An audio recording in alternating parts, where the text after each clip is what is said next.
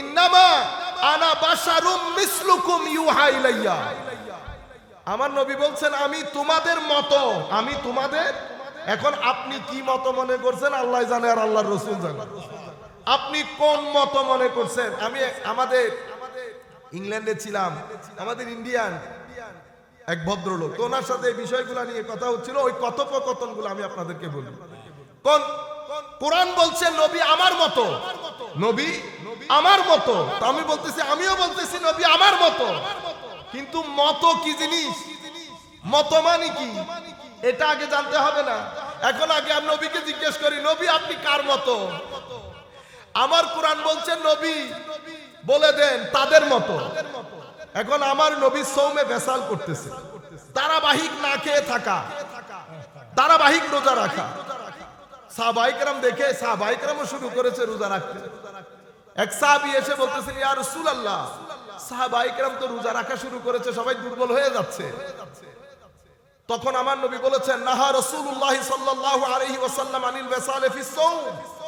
আমার নবী সওমে ওয়াসাল নিষেধাজ্ঞা জারি করেছেন সাহাবায়ে কেরামের জন্য।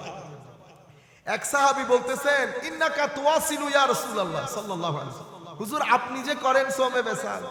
হায় হায়, এই জায়গার মধ্যে এসে আমার নবী দুধ কা দুধ পানি কা পানি করে গেছে। কি বলেছেন? আইয়ুকুম মিসলি, তোমাদের মধ্যে আমার মতো কে আছো? ইন্নী লাস্তু মিসলাকুম, আমি কিন্তু তোমাদের মতো না। কোরআন বলছে তোমাদের মতো, নবী আবার বলছেন আমি তোমাদের মতো না। ইন্নী লাস্তু কাহাইয়াতিকুম, আমার ভিতরের স্ট্রাকচার তোমাদের মতো না। ইন্নী উবিতু রাব্বি ইউতঈমুনি ওয়া ইয়াসকিনি, আমি আল্লাহর সাথে থাকি, আল্লাহ আমাকে খাওয়ান, আল্লাহ আমাকে পান করান। এখন আমি তোমাদের মতো, আমি তোমাদের মতো নই। কেন? এরপর আমার নবী বলছেন, আরো পরিষ্কার করছে, আমার সাহাবায়ে কেরাম, আমি যদিও তোমাদের সামনে দাঁড়িয়ে ইমামতি করি, কিন্তু মনে রাখো আমি কিন্তু পিছনেও দেখি। আমি শুধু সামনে দেখি না, আমি পিছনে দেখি। শুধু পিছনে না, তোমার কলব বাতিনের মধ্যে মাওলাই করিমের খৌফ ও খশিয়তের লেভেল কতটুকু আছে এটাও দেখি। তাইলে আমার চোখও দেখে, নবীর চোখও দেখে। আমার চোখ সামনে দেখে, পিছনে দেখে না। আমার চোখ আপনার ভিতরের ভীতির লেভেল দেখে না। নবীর চোখ দেখতে আমার চোখের মতো, কিন্তু বৈশিষ্ট্যের দিক থেকে আমার নবী সামনেও দেখেন, পিছনেও দেখেন। আমার নবী আপনার কলব বাতিনের ভীতি, খৌফ, খশিয়ত এটার লেভেল পর্যন্ত দেখেন। আপনারা বুঝতে পেরেছেন? আমার হাত, নবীর হাত, কিন্তু সাহাবায়ে কেরামের হাতের উপর আমার নবী হাত রেখেছেন। আমার আল্লাহ কোরআনের আয়াত নাযিল করে বলছে, হে আমার নবীর সাহাবায়ে কেরাম, নবীর হাত হলেও এটা আসলে আমার হাত ছিল। ইয়াদুল্লাহি ফাওকা আইদিহি, ইয়া রাসূলুল্লাহ। আমার নবী আরো বলছেন, আমার চোখ ও চোখ, আমার কানও কান, তোমার কানও কান। তুমি কতটুকুন শোনো? ও বেশি তো হইলে অতটুকুন। কানের শোনার একটা রেঞ্জ আছে না? আধুনিক বিজ্ঞান বলে আমরা কতটুকুন শুনতে পারি, এটা কানের রেঞ্জ। আমি সেই যুগের কথা বলছি না, এই যুগের মধ্যে মিলিয়ন মাইল দূর থেকে আপনি যদি আমার নবীর সাথে কানেক্টেড হন, যেই প্রান্ত থেকে ইয়া রাসূলুল্লাহ বলবেন, আমার নবীর সাথে সাথে মসজিদে নববী থেকে জবাব দেন। সমস্যা হচ্ছে দেখে এক জিনিস, না দেখে এক জিনিস, শুনে এক জিনিস, না শুনে এক জিনিস। আমাদের রব খতম হয়ে গেছে, কানেকশন খতম হয়ে গেছে। আরে ভাই, ব্রাহ্মণবাড়িয়ার রান্নাঘরের মধ্যে মা পাকাইতেছে, মায়ের সন্তান মারা গেছে কাতারে, অ্যাক্সিডেন্ট করে ওখানে সাকারাতুল মাউত চলতেছে। মা কিচেন থেকে লাফ দিয়ে বের হয়, এখানে এসে মারামারি কাটা মুরগির মতো করে। ও দেখো আমার সন্তানের কি হয়ে গেছে, ও দেখো আমার সন্তানের কি হয়ে গেছে। আল্লাহ জানে কোন জায়গার মধ্যে আমার সন্তানের উপর কোন বিপদ যাচ্ছে। যায় না, যায় না। কিভাবে হয়? মা তো এখানে, সন্তান কাতারে, 1000 মাইল দূরে। এটা কানেকশন, এটা মাতৃত্বের কানেকশন। সন্তানের সাথে মার যেমন কানেকশন থাকে, বান্দার সাথে আল্লাহরও তেমন কানেকশন থাকে, এবং আশেকের সাথে আমার নবীরও তেমন কানেকশন থাকে। মায়েরটা নারীর রব, আর মালিকেরটা উবুদিয়তের রব। কেমনে?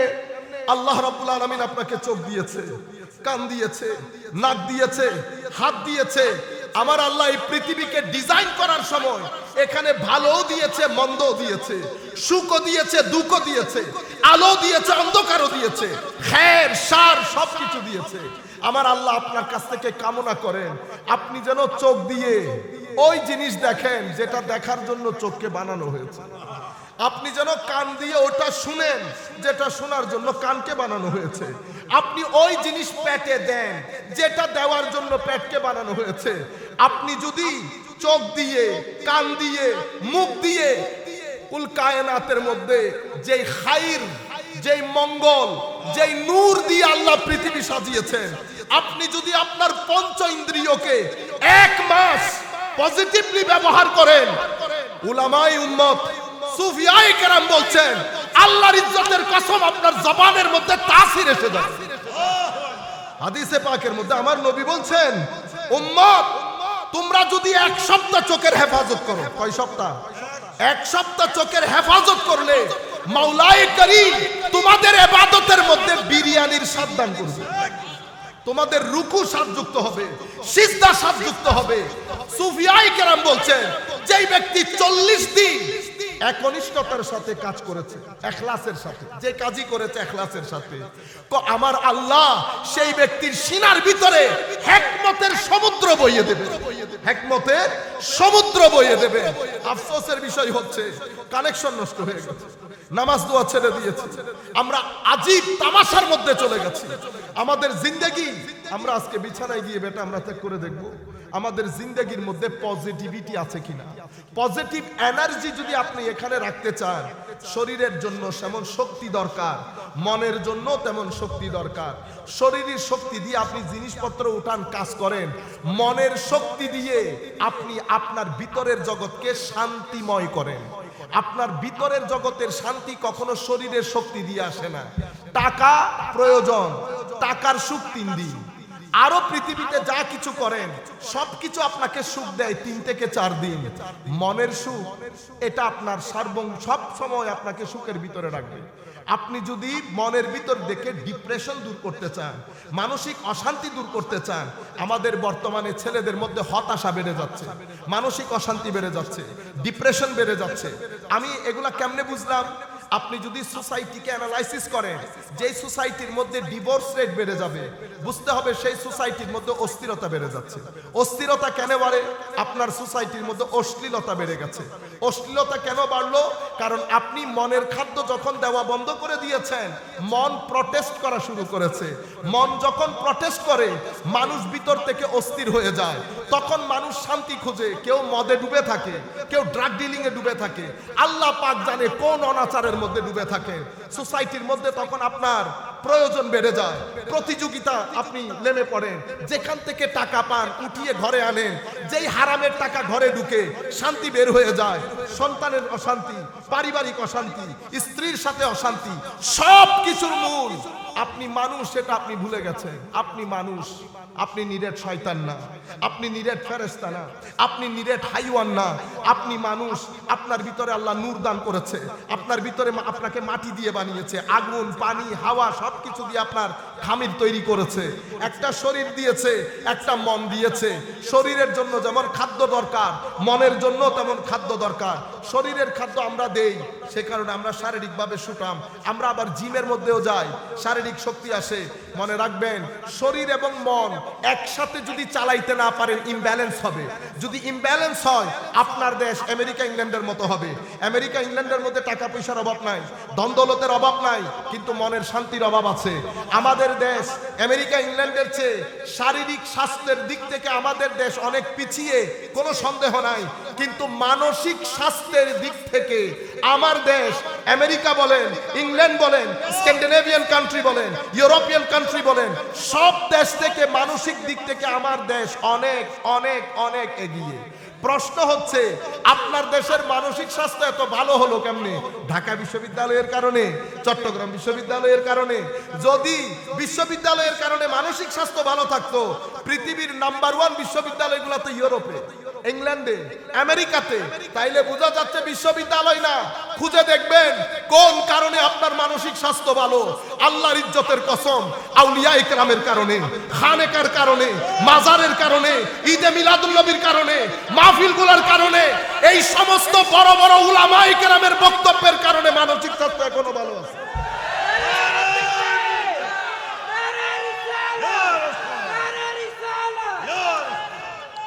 এই সমস্ত উলামায়ে কেরাম, আমরা যার পাশে বসে আছি, হুজুরদের কিন্তু অনেক বয়স হয় নাই, কিন্তু অল্প বয়সে বৃদ্ধ হয়ে গেছে। কেন? আমরা এখন বুঝতেছি। গত 9 মাস পরিবারের সাথে আমার মনে হয় না 2 ঘন্টা সময় ব্যয় করতে পেরেছি। গতকালকে আমি এখন কক্সবাজার থেকে আসতেছি গাড়ি নিয়ে, চিন্তা করতে পারবেন। অল্প বয়সে বুড়ো হয়ে গেছে। আপনারা মনে করতেছেন জীর্ণ শীর্ণ মৌলভী টাকা নিয়ে চলে গেছে। ও ভাই, এই সমস্ত উলামায়ে কেরাম একজনের কারণে বাংলাদেশ সরকারের মিনিমাম $1 মিলিয়ন বেচে সন্তানদেরকে বলেছে, আমি মারা গেলে তোরা আমাকে পুরে আমার ছাইগুলা সমুদ্রে নিক্ষেপ করবে। আমার আল্লাহ ফেরেশতা পাঠিয়ে স্ট্রাকচার দিয়ে রু দিয়ে তাকে আবার জিন্দা করে জিজ্ঞেস করেছে, তুই এই কাজ কেন করবি? ভয়ে আল্লাহ, আমি অনেক গুনাহগার আল্লাহ, আমার মৃত্যু যখন নিকটে এসেছে আমি চিন্তা করেছি, আল্লাহ যদি আমাকে পায়, আল্লাহ জানে আমাকে কি করে। আমার আল্লাহ কান্দে, হায় হায়, আল্লাহ তার কান্দতেছেন। আমি আপনাদেরকে ইমোশনটা বোঝানোর জন্য, আশিকের চোখেও পানি, মাশিকের সিনও বিদীর্ণ হয়ে গেছে। আল্লাহ রাব্বুল আলামিন, আল্লাহর রেজামন্দির সাগরের মধ্যে ঢেউ উঠেছে। বান্দা কেমনে আমাকে না দেখে এত ভয় করলো? বান্দা তুই আমার এটা চিনলি? আমি সূরা ফাতিহার মধ্যে আমার পরিচয়ের মধ্যে জাব্বার বলি না, আর রহমান আর রহিম বলেছি, রব পরিচয় দিয়েছি। তুই আমাকে শুধু জাব্বার মনে করলি, যা তোরে মাফ করে দিলাম। কেউ কি কিছু বলার আছে? আমার আল্লাহ তারেও মাফ করে দিল। আমি আপনাদেরকে বলতে চাচ্ছি, আমলের বড়াই না, তবে তার মানে কি নামাজ ছেড়ে দেব না? কেন? কারণ রহমত করবেন আল্লাহ আমল থাকলে, আমল না থাকলে আল্লাহ রহমত করবেন না। আর আল্লাহর রহমত বাদে মুক্তিও পাওয়া যাবে না। সম্মানিত উপস্থিতি, কিন্তু আকীদা এমন একটা জায়গা, এখানে যদি আপনি 19-20 করেন, 19-20, তাইলে কি হয়ে গেলেন? ওই আমার আল্লাহ বলছেন, আনতাহবাতা আমালুকুম ওয়া আনতুম লা তাশউরুন, তোমার আমল নষ্ট হয়ে যাবে, তুমি টেরও পাবে না। কেন টের পায় না? এই জন্য গুস্তাখে রাসূলের তাকদীরে তওবা থাকে না। সাধারণ গুনাহগার যারা, তারা বুঝে তারা যে গুনাহ করতেছে, সেজন্য তারা তওবা করে। গুস্তাখে রাসূলের বোধ শক্তি কেড়ে নেন আল্লাহ। বোধ শক্তি, বোধ মানে আপনার বুঝার ক্ষমতা। যতগুলো ব্যক্তি আলেম, তাদের দিলে আল্লাহ রাসূলের বিরুদ্ধে বেয়াদবি আছে। চেহারাগুলা দেখছেন? এই চেহারাগুলা কি? আমি একটা প্রোগ্রামে গেছিলাম, প্রোগ্রামে আমি চিন্তা করতেছি, কিরে এরা তো আমারে বলছে অন্য কথা, এখানে স্টেজের মধ্যে হুজুর যারা বসে আছে এ তো সব অসম্ভব নুরি নুরি চেহারা। আমি আর ভিতরে ঢুকতে ইচ্ছে, কারণ এই সুহবতের মধ্যে বসলে ভিতর জ্বলে যায়, এই সুহবতের মধ্যে বসলে ভিতর জ্বলে যায়। হযরত ইয়াহইয়া বিন মুআজ বলেছেন, বেটা 3 ধরনের মানুষের সুহবতে কখনো বসবি না। একজন হচ্ছেন জাহেল সুফি, মানে বন্ডপীর।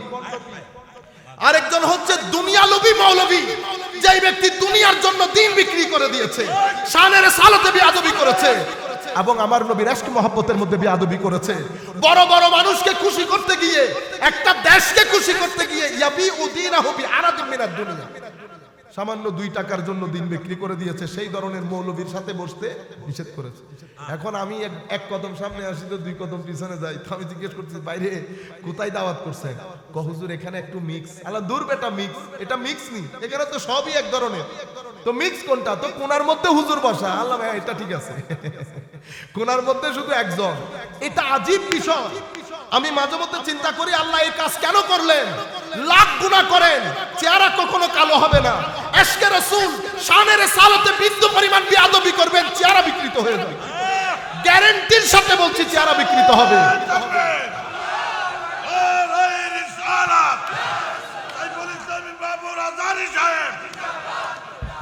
এখনো একজন বসে আছে। আমাদের মুরব্বীরা চলে গেছেন। হাশিমি শাহ হুজুর বসতেন, জালালউদ্দিন আল কাদেরী বসতেন, নঈমী শাহ হুজুর বসতেন। চেহারা 14 তারিখের চাঁদের মতো কিল কিল কিল কিল করতো। আর এক স্টেজের মধ্যে লোক বসে। টিভি চ্যানেলগুলোর মধ্যে আপনারা খুলেন, টিভি চ্যানেল। কিছুদিন পরে মাহে রমজানের অনুষ্ঠান। আমি কাউকে বড় ছোট করার জন্য না, আমি আপনাদেরকে বুঝাতে চাচ্ছি। আপনারা বলেন না হুজুর আমরা কেমনে বুঝবো কে ভালো কে মন্দ? আপনাকে বুঝতে হয় না। Face is the index of mind. এটা তো আপনাদের কাছ থেকে শিখছি আমি। মানে face is the mirror of mind. আপনার ভিতরে যদি নালা নর্দমা থাকে, এটা চেহারার মধ্যে কি বের হবে? এটা বের হবে। এখানে নূর থাকবে, নূর প্রেজেন্ট হবে, রিপ্রেজেন্ট হবে, এটা নূরানি হবে। আর এখানে যদি নানা নর্দমা থাকে, চেহারার মধ্যে সেটা ভেসে উঠবে। এখন আপনার দায়িত্ব বাংলাদেশের টর্চ লাইট মেরে মেরে খুঁজেন। আর আপনি যদি না চিনেন, আপনি আমাকে নিয়ে চলেন। কোটি মানুষের মধ্যে আমি আপনাকে বলবো কার সিনার ভিতরে আমার নবীর শানে বেয়াদবি আছে।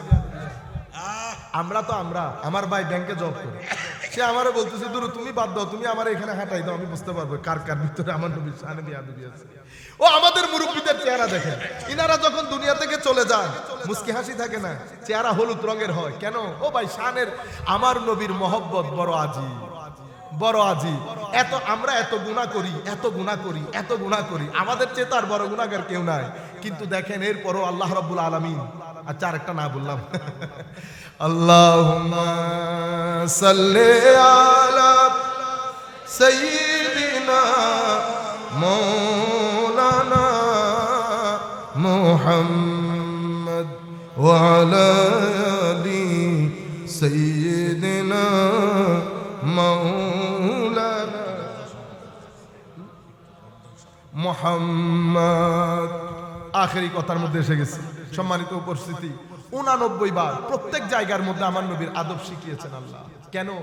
এটা আপনার ঈমানের প্রাণ। এটার মধ্যে যদি গন্ডগোল হয়ে যায়, ঈমান আর ঈমান থাকে না। পবিত্র কোরআনের মধ্যে সূরাতুল কাফিরুন একটা সূরা আছে না? এটা কি অনেক বড় সূরা? না, কয়েকটা আয়াত না, ছোট সূরার মধ্যে অন্যতম। সূরা কোরআনের মধ্যে সূরা মুনাফিকুন আছে না? ছোট না বড়? এক মুনাফিকুন কাফিরুনের মতো সূরা 10টারে গিলে খেয়ে ফেলতে পারবে না। কেন করেছেন? আমার আল্লাহ সূরা কাফিরুনের মধ্যে ওই আপনারা মাছকে রান্না করার সময় ডানে বামে দিয়ে ভালো করে করেন না, সূরা মুনাফিকুনের মধ্যে আল্লাহ মুনাফিকদেরকে ডানে বামে উত্তরে দক্ষিণে আমাদেরকে বোঝানোর জন্য এরা মুনাফিক। শেষ পর্যন্ত আপনি যদি সামারাইজ করেন মুনাফিক কারা, যার ভিতরে নবীর ব্যাপারে বেয়াদবি আছে সে মুনাফিক। তাহলে ইয়া আইয়ুহাল্লাযীনা আমানু ইস্তাজিবু লিল্লাহ, আপনি নামাজে আমার নবী ডেকেছেন, আপনি নামাজে সাড়া দেবেন। আমার আল্লাহ কি বলেছে জানেন? আমার আল্লাহ বলেছে যদি নামাজে তুমি সাড়া দাও নবীর ডাকে, লিমা ইউহয়িকুম, এটা তোমাদের ঈমানের মধ্যে জিন্দেগি দান করবে। তোমাদের মুর্দা ঈমান জিন্দা হবে যদি নামাজের মধ্যে আমার নবীর ডাকে। আল্লাহুল আযীম ওয়া সাদাকা রাসূলুহুন নবিয়্যুল হাবিবুল কারীম ওয়া নাহনু আলা যালিকা লামিনাশ শাহিদিন ওয়া শাকিরিন। রাব্বিস সাল্লি ওয়া সাল্লিম ওয়া বারিক আলাইহি। আমাদের মোহাব্বতের মুর্শিদুল আলম ভুঁইয়া সাহেবের শ্রদ্ধেয় আব্বাজান আম্মাজানের ইসালে সোয়াব মাহফিল উপলক্ষে আয়োজিত আজকের এই সুন্নি মহাসম্মেলনের সম্মানিত সভাপতি, আমাদের সকলের অত্যন্ত শ্রদ্ধার, বাংলাদেশের আপামর সুন্নি জনতার হৃদয়ের স্পন্দন হুজুর আল্লামা আবু সুফিয়ান খান আবেদি আল কাদরি সাহেব কিবলা মুদ্দাজিল্লুহুল আলী, আমরা দোয়া করি আল্লাহ রাব্বুল আলামিন হুজুরের হায়াতের মধ্যে লক্ষ কোটি বরকত দান করুন এবং সমস্ত প্রকার অসুস্থতা থেকে শিফায়ে আজলা কামেলা কুল্লিয়া দান করুন। আজকের এই অনুষ্ঠানের সম্মানিত প্রধান বক্তা ছিলেন আমাদের অত্যন্ত স্নেহের সৈয়দ হাসান আজহারি সাহেব। আজকের অনুষ্ঠানে সম্মানিত সহসভাপতি আলহাজ হযরত মাওলানা হাবিবুর রহমান সাদিকী সাহেব, মাওলানা সিদ্দিকুর রহমান সাহেব সহ সম্মানিত উলামা ইকরাম, সম্মানিত সুধীজন, যারা যেখান থেকে বসে আমাদেরকে দেখছেন, আমরা সকলের প্রতি সশ্রদ্ধ সালাম রাখছি। আসসালামু আলাইকুম ওয়া রাহমাতুল্লাহি তাআলা ওয়া বারাকাতুহু। সম্মানিত উপস্থিতি, আমরা আমাদের মতো করে চেষ্টা করি মাহফিলগুলো যাতে অন টাইমে হয়। সমস্যা হয়ে গেছে, আমরা আজকে চট্টগ্রাম থেকে কুমিল্লা পর্যন্ত আসতে 4.5 ঘন্টা সময় লেগেছে। তোর মধ্যে অপোজিট দিক থেকে একটু আসার চেষ্টা করছিলাম, হাইওয়ে পুলিশের লোকজন কোনো রকম আসতে দিচ্ছিল না। ওনারা চিনতেছেন, আবার আমারও একটু লজ্জা করতেছে, কিন্তু গাড়ি তো জ্যাম আমার। তখন আমি চিন্তা করলাম বাইরে ফোন দিই, ওনাকে বারবার ফোন দিচ্ছে, একটু আপনি আপনার কলিগদেরকে রিকোয়েস্ট করেন, কারণ আমরা যদি আসতে না পারি তাহলে তো মাহফিলে আসা সম্ভব হবে না। 4.5 ঘন্টা লেগে গেছে কুমিল্লা আসতে। যাই হোক, আল্লাহ পাকের মেহেরবানি। এখানে উনিও জেহাদি সাহেব, আমাদের প্রফেসর আব্দুল খালিক রহমতুল্লাহ আলাইহির খলিফা, দীর্ঘদিন ধরে বলতেছে। আমার খেয়াল ছিল যে 29শে ফেব্রুয়ারি আমার শেষ প্রোগ্রাম, আর করবো না, আমরা একটু বাইরে যেতে হবে। কিন্তু ওনারটা নেওয়ার পরে উনি কার কাছ থেকে শুনেছেন আমি এই মাহফিলটা নিয়েছি, তো উনি বলছেন আমার এখানে ঘুরে আসতে কি অবস্থা খারাপ। আর আপনাদের একটা সমস্যা হচ্ছে, আপনারা বলেন কি হুজুর 20 মিনিট 1.5 ঘন্টা বলে দিলে হয়, তাহলে আমরা একটু আইডিয়া করতে সুযোগ পাই। এখন আপনারা কি বুরাক নিয়ে চলাফেরা করেন কিনা আমি জানি না, 20 মিনিটের রাস্তা কেমনে 1.5 ঘন্টা লাগে। যাই হোক, আল্লাহর দরবারে শুকরিয়া, শেষ পর্যন্ত উপস্থিত হতে পেরেছি। এবং হুজুরের আমি জানি না আমি কিভাবে ধন্যবাদ জানাবো, সম্মান জানাচ্ছি। হুজুর এতক্ষণ বসে আছেন, অন্য কেউ হলে বসতেন না।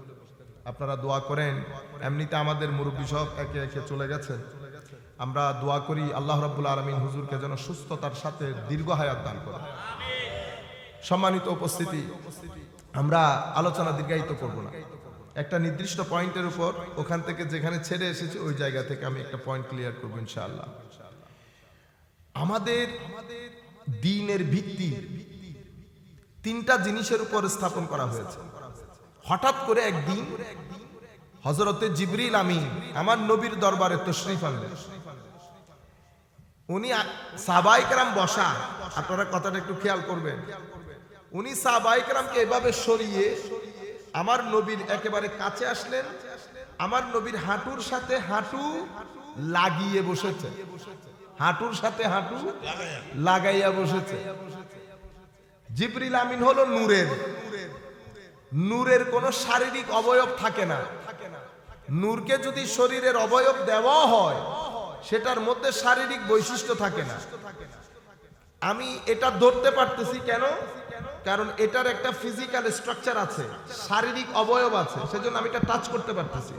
কিন্তু আমার গায়ের উপর যে আলো পড়তেছে, আপনি সারাদিন যদি চেষ্টা করেন আলো ধরতে পারবেন? আলো ধরা যায় না, আলো ধরা যায় না। কিন্তু জিবরিল আমিন আমার নবীর হাঁটুর সাথে হাঁটু গেড়ে বসেছে, হাঁটু লাগিয়ে বসেছে। তাইলে আমরা এতটুকু বুঝতে পারছি, আল্লাহ ইচ্ছে করলে নূরানিয়তের ভিতরে বাশারিয়তের বৈশিষ্ট্য দিতে পারেন। নূরানিয়তের ভিতরে বাশারিয়তের বৈশিষ্ট্য দিতে পারেন। যদি না হইতো এভাবে উনি সবাইকে নূর তো আর সরাইতে পারবে না। নূর হয়তো বলতে পারবে সরে যান, সরাইতে হলে তো গায়ে টাচ করতে হবে। আলো তো গায়ে টাচ করতে পারার কথা না, কিন্তু জিবরিল আমিন পেরেছেন। তো জিবরিল আমিন পারলে আমার নবী পারবেন না? জিবরিল আমিন যদি পারে, নূর হয়েও বছরের মতো যদি গা ঘেঁষে বসতে পারে, তো আমার নবী পারবেন না? আচ্ছা, এরপরে উনি প্রশ্ন করেছেন। এই প্রশ্ন আমার নবীর দরবারে 3টা প্রশ্ন রাখেন, একটা আকীদার ব্যাপারে, একটা আমলের ব্যাপারে, আর একটা তরিকত এবং তাসাউফের ব্যাপারে। এখন আমি যে তরিকত তাসাউফ বলতেছি, আমার ভাইরা রাগ করে ফেলবেন। আপনি তরিকত তাসাউফের যেই নামই দেন না কেন সেটা আপনার বিষয়, কিন্তু প্রশ্ন তো 3টা ছিল, একটা আকীদা, একটা আমল, একটা কলব বাতেনের অবস্থা। কলব বাতেনের অবস্থাকে আপনি যদি মনে করেন আপনি অন্য নাম দেবেন, আপনি দেন, কিন্তু 1300 বছরে উলামায়ে উম্মত এটার নাম দিয়েছেন তরিকত এবং তাসাউফ। জিনিস তো আঙ্গুর। এখন আপনি যদি আরবিতে এনাব বলেন, এটাও আঙ্গুর। ইংরেজি দেশে গিয়ে যদি গ্রেপ বলেন, এটাও আঙ্গুর। নামের সাথে তো আমাদের কোনো কি নাই, মারামারি। যেটা বাংলাদেশে আঙ্গুর সেটা আরব দেশে এনাব, যেটা আরব দেশে এনাব সেটা ইংরেজির দেশে গ্রেপ। কি বলবেন বেটা? গ্রেপ। কি বলবেন? গ্রেপ। ঠিক আছে, তো আমি আপনাদেরকে বলতে চাচ্ছি ঘটনা একই, প্রশ্ন 3টা। প্রথম প্রশ্ন ছিল আকীদার। আকীদা কি জিনিস? কিছু বিষয় মনে বিশ্বাস, মুখে উচ্চারণ। মনে বিশ্বাস, মুখে উচ্চারণ। আপনি কি সাক্ষী দিলেন? আল্লাহ আমার ইবাদতের মালিক, আমার স্রষ্টা। নবী মুহাম্মদ রাসূলুল্লাহ সাল্লাল্লাহু আলাইহি ওয়াসাল্লাম আল্লাহর প্রেরিত নবী রাসূল। আখিরাতে বিশ্বাস, নবীতে বিশ্বাস, কিতাবে বিশ্বাস, এটা ঈমানিয়াত। কিন্তু পরবর্তী যুগে ঈমানিয়াতের ক্ষেত্রে কিছু জিনিস অনেক গুরুত্বপূর্ণ হয়ে গেছে, যেটা সাহাবায়ে কেরামের জামানায় দরকার ছিল না। কেন?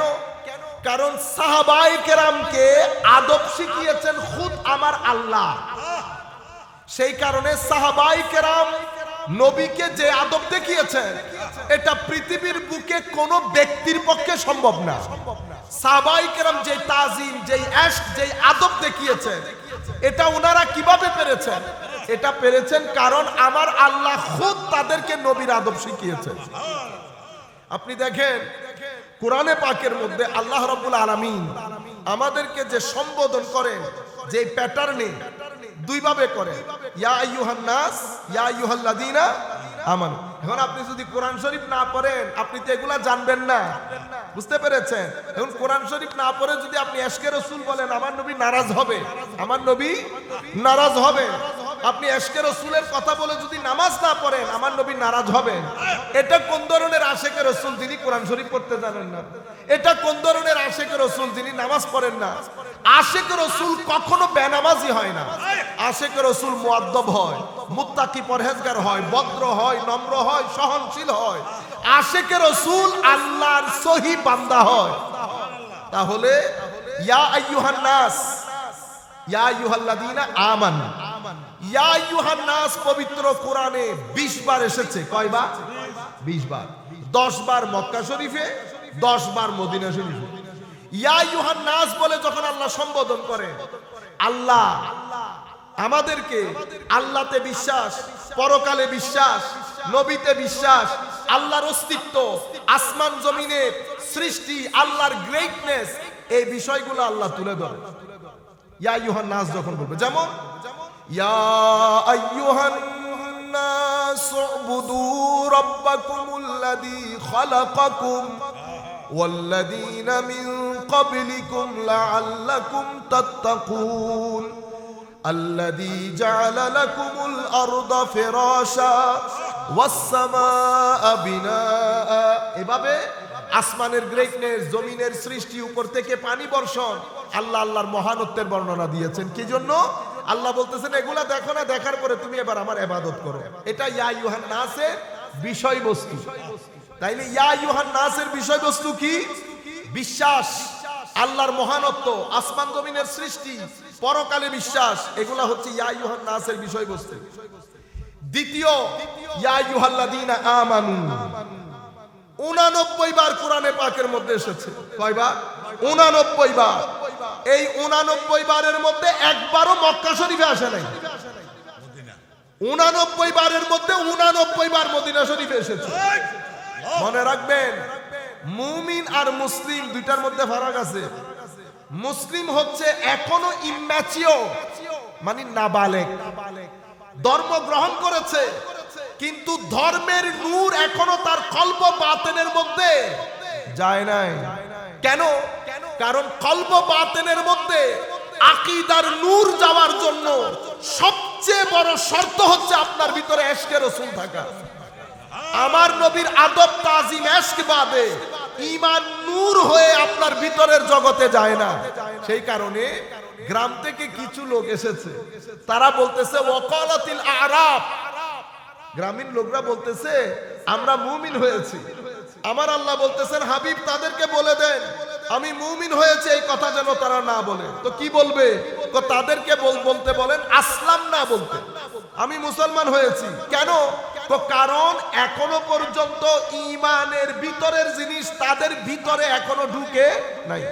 সেই কারণে সূরা হুজুরাতের মধ্যে মুমিন এবং মুসলিম আলাদা আলাদা করে এসেছে। ওয়াল মুমিনুনা ওয়াল মুমিনাত ওয়াল মুসলিমুনা ওয়াল মুসলিমাত। তো দুইটা যদি এক হয় তো আল্লাহ দুই শব্দ আনতেন না।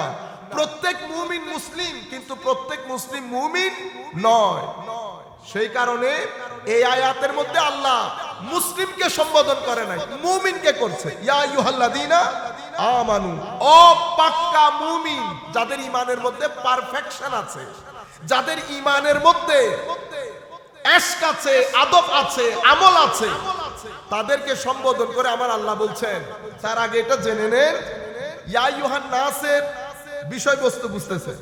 ইয়া আইয়ুহাল্লাযীনা আমানু যখন কোন আয়াতের মধ্যে আসে এটার বিষয়বস্তু আপনি যদি বলেন হুজুর এক বাক্যে বলেন, এক বাক্যে বলতে গেলে ইয়া আইয়ুহাল্লাযীনা আমানুর বিষয়বস্তু হচ্ছে আদবে রাসূল, আমার নবীর আদব শিক্ষা দেওয়া। আমি দুই একটা আয়াত বলি আপনাদেরকে, তাইলে বুঝতে পারবেন। শুরুতেই কোরআনে পাকে একটা আয়াত এসেছে, ইয়া আইয়ুহাল্লাযীনা আমানু লা তাকুলু রাইনা ওয়া কুলু যুরনা। দেখছেন? মুমিন কাদেরকে বলছে? আমার আল্লাহ সাহাবায়ে কেরামকে সম্বোধন করে বলছে, এ আমার নবীর সাহাবীরা। তাহলে সাহাবী ঈমানিয়াতের ক্ষেত্রে কত পারফেকশনিস্ট দেখেন। তাদেরকে বলছে নবীর ক্ষেত্রে যেন রায়না শব্দ ব্যবহার না করে। রায়না শব্দ আরবির মধ্যে অনেক অর্থে ব্যবহৃত হয়। একটা অর্থ হচ্ছে আমরা বলি না, could you please look at me, আপনি একটু আমার দিকে তাকাতে পারবেন? তো এটার জন্য আরবিতে রায়না ব্যবহার হয়। আবার রায়না শব্দের আরো একটা অর্থ আছে, যারা রাস্তাঘাটে খেতে ছাগল গরু চড়ান তাদেরকে রায়ের ক্ষেত্রে রায়না শব্দ ব্যবহার হয়। এখন আমার আল্লাহ বলছেন, ও আমার নবীর সাহাবায়ে কেরাম, আজকের পর থেকে নবীর শানে রায়না শব্দটা ব্যান ঘোষণা করছি। আজিব বিষয় না? আল্লাহ রাব্বুল আলামিন বলছে আমি রায়না শব্দ ব্যান ঘোষণা করছি, তোমরা রায়না শব্দ আমার নবীর শানে আর ব্যবহার করবে না। সাহাবায়ে কেরাম চিন্তায় পড়ে গেলেন, মাওলা এটা কি ধরনের রায়না শব্দের মধ্যে দোষ কোন জায়গায়? পরে আমার নবীর ব্যাখ্যার মাধ্যমে বুঝতে পেরেছে যে মুনাফিকরা সাহাবায়ে কেরামের সাথে বসে আমার নবীকে রায়না বলে ভিতরে ভিতরে ছাগল ছড়ানোর দিকে, বুঝতে পেরেছেন, ইঙ্গিত দিতেন। এই বিয়াদবি থেকে বাঁচিয়ে সাহাবায়ে কেরামকে বারগাহে রিসালাতের আদব শেখানোর জন্য আমার আল্লাহ বলছেন, আমার নবীর সাহাবায়ে কেরাম আজকের পর থেকে নবীর শানে রায়না শব্দ ব্যান ঘোষণা করছে, আদব শিখিয়েছেন। আমি বলেছি না আপনাদেরকে, ইয়া আইয়ুহাল্লাযীনা আমানুর বিষয়বস্তু হচ্ছে আদব। আচ্ছা, এরপরে দেখেন, ইয়া আইয়ুহাল্লাযীনা আমানু ইস্তাজিবু লিল্লাহি ওয়ালির রাসূলি ইযা দাআকুম লিমা ইউহয়িকুম।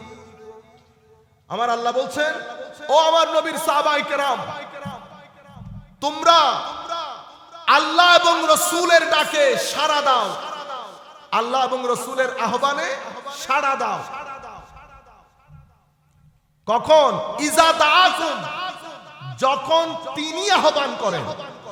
আহ্বানকারী একজন, সাড়া দিচ্ছি দুইজনকে। তো সাড়া যদি দুইজন হয়, আহ্বানকারীর ক্ষেত্রে খাওয়ার কথা ছিল কি? যখন তারা আহ্বান করে। এটা পৃথিবীর গ্রামার, বাংলা বলেন, ইংরেজি বলেন, আরবি বলেন, গ্রামার এটাই বলে। নাউন দুইটা হইলে প্রনাউন কয়টা হবে? বহুবচন হবে না? কিন্তু এখানে নাউন দুইজন, অর্থাৎ সাড়া দিচ্ছি দুইজনের ডাকে। ইস্তাজিবু লিল্লাহি ওয়ালির রাসূল, আল্লাহ এবং রাসূলের আহ্বানে সাড়া দাও। ইজা দাআকুম, যখন তিনি আহ্বান করেন। মাওলা তিনি আহ্বান মানি, আহ্বানকারী কয়জন? তো আহ্বানকারী দুইজন, কিন্তু আহ্বানকারী একজন। আহ্বানকারী দুইজন, কিন্তু আহ্বানকারী একজন। কেন? কারণ আমাকে আল্লাহ আহ্বান করবেন না, আল্লাহ আমার সাথে কথা বলতে আসবেন না। আল্লাহ কথা বলেন নবীর সাথে, নবী কথা বলেন আমার সাথে। আপনি যদি মাস্টারি করে আগে চলে যান তাইলে ঈমানই হবে না। কেন ঈমান হবে না?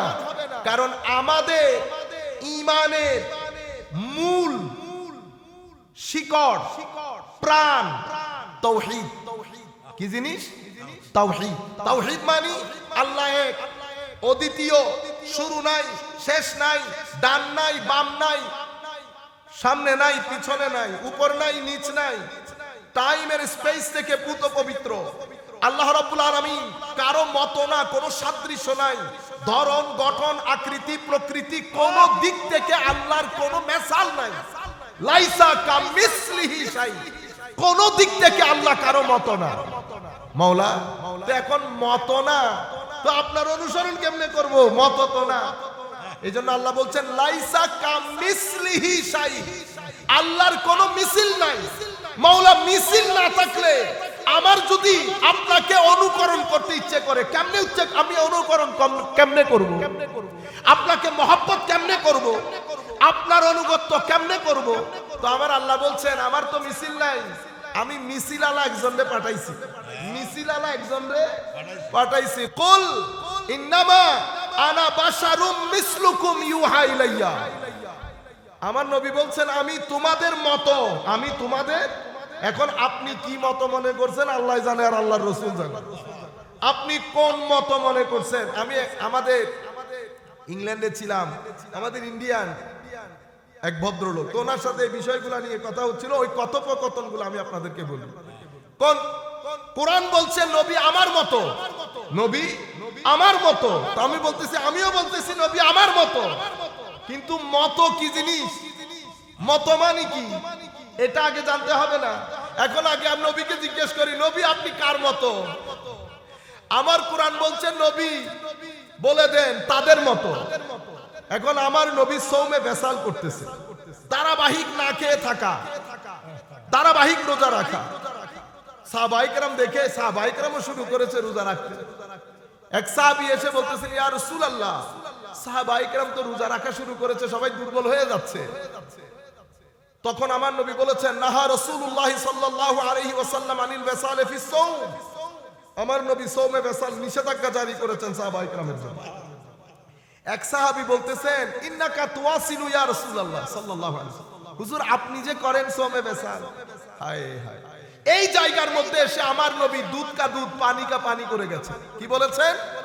আইয়ুকুম মিসলি, তোমাদের মধ্যে আমার মতো কে আছো? ইন্নী লাস্তু মিসলাকুম, আমি কিন্তু তোমাদের মতো না। কোরআন বলছে তোমাদের মতো, নবী আবার বলছেন আমি তোমাদের মতো না।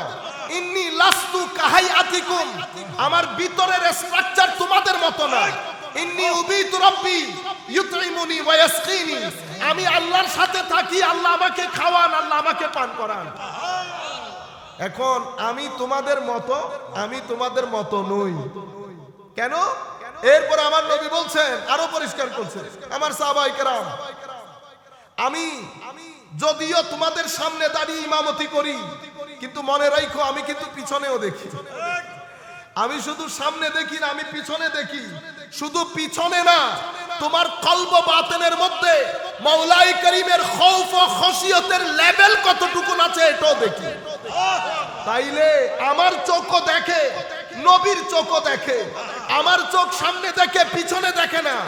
আমার চোখ আপনার ভিতরের ভীতির লেভেল দেখে না। নবীর চোখ দেখতে আমার চোখের মতো, কিন্তু বৈশিষ্ট্যের দিক থেকে আমার নবী সামনেও দেখেন, পিছনেও দেখেন। আমার নবী আপনার কলব বাতিনের ভীতি, খৌফ, খশিয়ত এটার লেভেল পর্যন্ত দেখেন। আপনারা বুঝতে পেরেছেন? আমার হাতও হাত, নবীর হাতও হাত, কিন্তু সাহাবায়ে কেরামের হাতের উপর আমার নবী হাত রেখেছেন। আমার আল্লাহ কোরআনের আয়াত নাযিল করে বলছে, এ আমার নবীর সাহাবায়ে কেরাম, নবীর হাত হলেও এটা আসলে আমার হাত ছিল। ইয়াদুল্লাহি ইয়াদুল্লাহি ফাওকা আইদিহিম, ইয়া রাসূলুল্লাহ। আমার নবী আরো বলছেন, আমার চোখ ও চোখ, আমার কানও কান, তোমার কানও কান। তুমি কতটুকুন শোনো? ও বেশি তো হইলে অতটুকুন।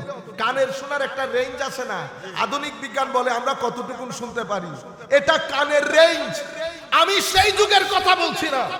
এই যুগের মধ্যে মিলিয়ন মাইল দূর থেকে আপনি যদি আমার নবীর সাথে কানেক্টেড হন, যেই প্রান্ত থেকে ইয়া রাসূলুল্লাহ বলবেন, আমার নবীর সাথে সাথে মসজিদে নববী থেকে জবাব দেন। সমস্যা হচ্ছে দেখে এক জিনিস, না দেখে এক জিনিস, শুনে এক জিনিস, না শুনে এক জিনিস। আমাদের রব খতম হয়ে গেছে, কানেকশন খতম হয়ে গেছে। আরে ভাই, ব্রাহ্মণবাড়িয়ার রান্নাঘরের মধ্যে মা পাকাইতেছে, মায়ের সন্তান মারা গেছে কাতারে, অ্যাক্সিডেন্ট করে ওখানে সাকারাতুল মাউত চলতেছে।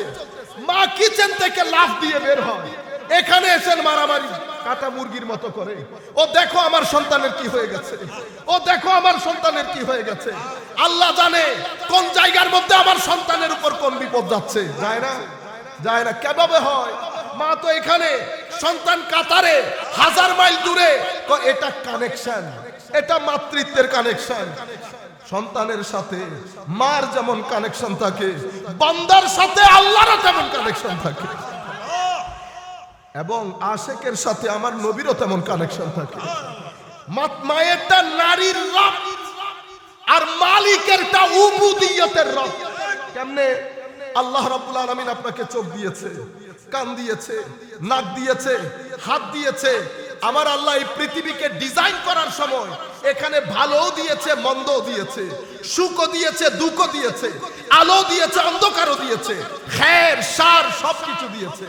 আমার আল্লাহ আপনার কাছ থেকে কামনা করেন আপনি যেন চোখ দিয়ে ওই জিনিস দেখেন যেটা দেখার জন্য চোখকে বানানো হয়েছে। আপনি যেন কান দিয়ে ওটা শুনেন যেটা শোনার জন্য কানকে বানানো হয়েছে। আপনি ওই জিনিস পেটে দেন যেটা দেওয়ার জন্য পেটকে বানানো হয়েছে। আপনি যদি চোখ দিয়ে, কান দিয়ে, মুখ দিয়ে কুল কায়নাতের মধ্যে যেই খাইর, যেই মঙ্গল, যেই নূর দিয়ে আল্লাহ পৃথিবী সাজিয়েছেন, আপনি যদি আপনার পঞ্চ ইন্দ্রিয়কে এক মাস পজিটিভলি ব্যবহার করেন, উলামায়ে উম্মত সুফিয়ায়ে কেরাম বলছেন আল্লাহর ইজ্জতের কসম আপনার জবানের মধ্যে তাসির এসে যাবে। হাদিসে পাকের মধ্যে আমার নবী বলছেন, উম্মত তোমরা যদি এক সপ্তাহ চোখের হেফাজত করো, কয় সপ্তাহ? এক সপ্তাহ চোখের হেফাজত করলে মাওলায়ে করিম তোমাদের ইবাদতের মধ্যে বিরিয়ানির স্বাদ দান করবে, তোমাদের রুকু স্বাদযুক্ত হবে, সিজদা স্বাদযুক্ত হবে। সুফিয়ায়ে কেরাম বলছেন যেই ব্যক্তি 40 দিন একনিষ্ঠতার সাথে কাজ করেছে, ইখলাসের সাথে, যে কাজই করেছে ইখলাসের সাথে, আমার আল্লাহ সেই ব্যক্তির সিনার ভিতরে হিকমতের সমুদ্র বইয়ে দেবে, হিকমতের সমুদ্র বইয়ে দেবে। আফসোসের বিষয় হচ্ছে কানেকশন নষ্ট হয়ে গেছে, নামাজ দোয়া ছেড়ে দিয়েছি, আমরা আজীব তামাশার মধ্যে চলে গেছি। আমাদের জিন্দেগি, আমরা আজকে বিছানায় গিয়ে বেটা আমরা ত্যাগ করে দেখব আমাদের জিন্দেগির মধ্যে পজিটিভিটি আছে কিনা। পজিটিভ এনার্জি যদি আপনি এখানে রাখতে চান, শরীরের জন্য যেমন শক্তি দরকার, মনের জন্য তেমন শক্তি দরকার। শরীরের শক্তি দিয়ে আপনি জিনিসপত্র উঠান, কাজ করেন, মনের শক্তি দিয়ে আপনি আপনার ভিতরের জগৎকে শান্তিময় করেন। আপনার ভিতরের জগতের শান্তি কখনো শরীরের শক্তি দিয়ে আসে না। টাকা প্রয়োজন, টাকার সুখ 3 দিন। আরো পৃথিবীতে যা কিছু করেন সবকিছু আপনাকে সুখ দেয় 3 থেকে 4 দিন। মনের সুখ এটা আপনার সব সময় আপনাকে সুখের ভিতরে রাখবে। আপনি যদি মনের ভিতর থেকে ডিপ্রেশন দূর করতে চান, মানসিক অশান্তি দূর করতে চান, আমাদের বর্তমানে ছেলেদের মধ্যে হতাশা বেড়ে যাচ্ছে, মানসিক অশান্তি বেড়ে যাচ্ছে, ডিপ্রেশন বেড়ে যাচ্ছে। আমি এগুলা কেমনে বুঝলাম? আপনি যদি সোসাইটিকে অ্যানালাইসিস করেন, যেই সোসাইটির মধ্যে ডিভোর্স রেট বেড়ে যাবে, বুঝতে হবে সেই সোসাইটির মধ্যে অস্থিরতা বেড়ে যাচ্ছে। অস্থিরতা কেন বাড়ে? আপনার সোসাইটির মধ্যে অশ্লীলতা বেড়ে গেছে। অশ্লীলতা কেন বাড়লো? কারণ আপনি মনের খাদ্য যখন দেওয়া বন্ধ করে দিয়েছেন, মন প্রটেস্ট করা শুরু করেছে। মন যখন প্রটেস্ট করে, মানুষ ভিতর থেকে অস্থির হয়ে যায়। তখন মানুষ শান্তি খোঁজে, কেউ মদে ডুবে থাকে, কেউ ড্রাগ ডিলিং এ ডুবে থাকে, আল্লাহ পাক জানে কোন অনাচারের মধ্যে ডুবে থাকে। সোসাইটির মধ্যে তখন আপনার প্রয়োজন বেড়ে যায়, প্রতিযোগিতা আপনি নেমে পড়েন, যেখান থেকে টাকা পান উঠিয়ে ঘরে আনেন, যেই হারামের টাকা ঘরে ঢুকে শান্তি বের হয়ে যায়। সন্তানের অশান্তি, পারিবারিক অশান্তি, স্ত্রীর সাথে অশান্তি, সব কিছুর মূল আপনি মানুষ, সেটা আপনি ভুলে গেছেন। আপনি মানুষ, আপনি নিরেট শয়তান না, আপনি নিরেট ফেরেশতা না, আপনি নিরেট হাইওয়ান না, আপনি মানুষ। আপনার ভিতরে আল্লাহ নূর দান করেছে, আপনার ভিতরে আপনাকে মাটি দিয়ে বানিয়েছে, আগুন, পানি, হাওয়া সবকিছু দিয়ে আপনার খামির তৈরি করেছে, একটা শরীর দিয়েছে, একটা মন দিয়েছে। শরীরের জন্য যেমন খাদ্য দরকার, মনের জন্য তেমন খাদ্য দরকার। শরীরের খাদ্য আমরা দেই, সে কারণে আমরা শারীরিকভাবে সুঠাম। আমরা আবার জিমের মধ্যেও যাই, শারীরিক শক্তি আসে। মনে রাখবেন, শরীর এবং মন একসাথে যদি চালাইতে না পারেন, ইমব্যালেন্স হবে। যদি ইমব্যালেন্স হয়, আপনার দেশ আমেরিকা ইংল্যান্ডের মতো হবে। আমেরিকা ইংল্যান্ডের মধ্যে টাকা পয়সার অভাব নাই, ধন দৌলতের অভাব নাই, কিন্তু মনের শান্তির অভাব আছে। আমাদের দেশ আমেরিকা ইংল্যান্ডের চেয়ে শারীরিক স্বাস্থ্যের দিক থেকে আমাদের দেশ অনেক পিছিয়ে, কোনো সন্দেহ নাই, কিন্তু মানসিক স্বাস্থ্যের দিক থেকে আমার দেশ, আমেরিকা বলেন, ইংল্যান্ড বলেন, স্ক্যান্ডিনেভিয়ান কান্ট্রি বলেন, ইউরোপিয়ান কান্ট্রি বলেন, সব দেশ থেকে মানসিক দিক থেকে আমার দেশ অনেক অনেক অনেক এগিয়ে।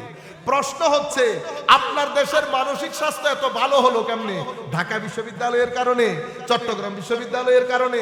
যদি বিশ্ববিদ্যালয়ের কারণে মানসিক স্বাস্থ্য ভালো থাকতো, পৃথিবীর নাম্বার 1 বিশ্ববিদ্যালয়গুলো তো ইউরোপে, ইংল্যান্ডে, আমেরিকাতে। তাইলে বোঝা যাচ্ছে বিশ্ববিদ্যালয় না, খুঁজে দেখবেন কোন কারণে আপনার মানসিক স্বাস্থ্য ভালো। আল্লাহর ইজ্জতের কসম, আউলিয়া ইকরামের কারণে, খানেকার কারণে, মাজারের কারণে, ঈদে মিলাদুন নবীর কারণে, মাহফিলগুলোর কারণে, এই সমস্ত বড় বড় উলামা ইকরামের বক্তব্যের কারণে মানসিক স্বাস্থ্য এখনো ভালো আছে।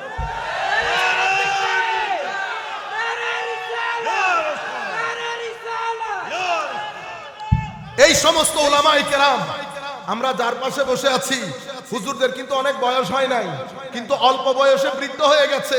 কেন আমরা এখন বুঝতেছি। গত 9 মাস পরিবারের সাথে আমার মনে হয় না 2 ঘন্টা সময় ব্যয় করতে পেরেছি। গতকালকে আমি এখন কক্সবাজার থেকে আসতেছি গাড়ি নিয়ে, চিন্তা করতে পারবেন, অল্প বয়সে বুড়ো হয়ে গেছে। আপনারা মনে করতেছেন জীর্ণ শীর্ণ মৌলবী টাকা নিয়ে চলে গেছে। ও ভাই, এই সমস্ত উলামায়ে কেরাম একজনের কারণে বাংলাদেশ সরকারের মিনিমাম $1 মিলিয়ন বেঁচে গেছে, যেগুলা তারা মানসিক স্বাস্থ্য ঠিক করার জন্য সরকারের খরচ করতে হইতো। ইংল্যান্ড আমেরিকা মিলিয়ন ডলার খরচ করে ডিপ্রেশন থেকে সন্তানদেরকে বাঁচানোর জন্য। মনে রাখবেন, ডিপ্রেশন যদি বেড়ে যায় ডিভোর্স রেট বেড়ে যাবে। গত 6 মাস বাংলাদেশের ডিভোর্স রেট আসমানে গিয়ে উঠেছে, বাংলাদেশের ড্রাগ ডিলিং আসমানে গিয়ে উঠেছে, ছেলেদের মধ্যে আদব খতম হয়ে গেছে, ছেলেরা মুরব্বীদের সাথে দাঁড়িয়ে যায়। আমরা আগে মুরব্বী দেখলে আমরা কই মুরব্বী, ছেলেরা এটা। আপনি যখন মুরব্বীর পিছনে দাঁড়িয়ে যাচ্ছেন, কেন দাঁড়ালেন বেটা? কারণ আপনি মানসিকভাবে অসুস্থ। মানসিকভাবে আপনি দেখবেন এখানে যদি একটা লোক হেঁটে যায়, আমাদের 10 জন পারবে না তাকে খেয়ে ফেলতে। এই যে আপনারা রিঅ্যাক্ট করেন, এটা আগুন। তাইলে আপনার ভিতরে তো আগুন হওয়ার কথা ছিল না, আল্লাহ আপনার ভিতরে তো নূরও দান করেছেন। তাইলে বোঝা যাচ্ছে আপনার আগুনের কারণে নূর মাথা চারা দিয়ে উঠতে পারতেছেন। কেন? এটা নূর আছে, নূর ছিল, এখানে আপনি অশ্লীলতার গন্ধ ঢেলেছেন। কারণ হেদায়েতের পানি আমার আল্লাহ বলছেন কোরআনে পাকে, নবী বলছেন হাদিসে পাকে, হেদায়েতের পানি উপর থেকে বর্ষিত হয়। কিছু জমি উর্বর হয়, কিছু জমি বন্দা হয়, কিছু জমি নালা নর্দমা গন্ধযুক্ত হয়। উপর থেকে পানি যখন পড়ে, পানি তো সুপেয়, পুকুরে পড়েছে, পানি খেতে পারতেছেন। আর উর্বর জায়গায় পড়েছে, শাক সবজি উৎপন্ন হয়ে কুল কায়নাত খেয়ে পড়ে নিজের জীবন যাপন করছে এবং বেঁচে আছে খাদ্য আহরণ করে। প্রত্যেকে ওই জমিন থেকে। আবার একই পানি আপনার ঘরের পাশে একটা নর্দমার মধ্যে পড়েছে, পানি পান করতে পারতেছেন। পান সেভাবে আপনার সিনারও জমিন, এটাও জমিন, কারো জমিন উর্বর, কারো জমিন বন্ধা, কারো জমিন নালা নর্দমা। হেদায়েতের পানি সবার উপরে পড়তেছে, কোরআনের পানি, হাদিসের পানি সবার সিনার ভিতরে পড়তেছে, কিন্তু সব সিনা থেকে হেদায়েতের চারা উৎপাদন হয় না। কাদের সিনা থেকে হেদায়েতের চারা উৎপাদন হয়? যাদের সিনা উর্বর। কাদের সিনা উর্বর? যারা এলম আছে, রাতের ইবাদত করে, আল্লাহকে ভয় করে, ভদ্রতা, নম্রতা, সহনশীলতা তথা পঞ্চ ইন্দ্রিয়কে আল্লাহ যেটা পছন্দ করে সেটার কাজে লাগিয়েছে, যেটা অপছন্দ করে সেটা থেকে দূরে রেখেছে। এদের সিনা উর্বর, এদেরকে আমরা আল্লাহর ওলি বলি। এদের সাথে থাকবেন, এদের সাথে ঘুরবেন, আপনার ভিতরের জগতের মধ্যে পজিটিভ এনার্জি আসবে। ছেলেরা বোঝার জন্য বলতেছি, পজিটিভ এনার্জি আসবে, আপনার ভিতর জগৎকে আরো বেশি শক্তিশালী করবে। আর আমার এটা যদি নালা নর্দমা হয়, কোরআনের আয়াত হাদিসের আলো সব পড়ছে, আমি মসজিদে দাঁড়িয়ে বলবো শবে বরাত পালন করা মানি অমুক দেশে গিয়ে, এটা তো আমরা জবানও আনতে পারবো। আমরা একটা ভালো পরিবারের সন্তান, যেই কোনো কথা যেই কোনো জবানে আনা যায় না। আপনি এত বড় কথা আমাকে ছেলেরা, আমার ভাই জিজ্ঞেস করতেছে, এটা তো বলে মৌলবী, এটা তো মুখে দাঁড়িয়ে আছে, এটা পাঞ্জাবি সবকিছু করছে, এই কথা মসজিদের মধ্যে বললো কেমনে? আর এতগুলা মানুষ বসে এটা হজম করলো কেমনে? তা আমি বললাম, ও বেটা, বৃষ্টির পানি কি শুধু তোমাদের পুকুরে পড়ে? বৃষ্টির পানি নালা নর্দমার মধ্যে পড়ে। আল্লাহর বান্দাদের মধ্যে কিছু আছে নালা নর্দমা, কিছু আছে উর্বর, কিছু আছে বন্ধা। এরা হচ্ছে নালা নর্দমা। নালা নর্দমা কেমনে বুঝলেন? কোরআন এবং হাদিসের বাণী পড়বে, আপনার জবান দিয়ে বের হচ্ছে নবী আমার মতো। নবী কিছু জানে না, ওই নালা নর্দমা যেটা ভিতরে ধারণ করেন, জবান দিয়ে ডেলিভারি ওগুলাই হবে। এটার মাধ্যমে ফিতনা হবে, এটার মাধ্যমে ফাসাদ হবে। সেই কারণে আমার নবী বলছেন, আখিরি জমানার মধ্যে 3টা জিনিস একেবারে নাই হয়ে যাবে। একটা হচ্ছে এলমে নাফে নাই হয়ে যাবে, আরেকটা হালাল রিজিক নাই হয়ে যাবে, ইখলাস নাই হয়ে যাবে। আমার নবী বলছেন, বড় বড় আলেম জমিন থেকে চলে যাবে। বড় বড় আলেমদেরকে মৃত্যু দিয়ে জমিন থেকে আল্লাহ ইলম তুলে ফেলবেন। হুজুর, লাইব্রেরি রয়ে যাবে, মাদ্রাসা রয়ে যাবে, বড় বড় দরসে বুখারী রয়ে যাবে। ইলম কোথায় যাবে? উলামায়ে কেরাম জবাব দিচ্ছেন, এই ইলম মানে লাইব্রেরির ইলম না, এটা ইলমে নাফে।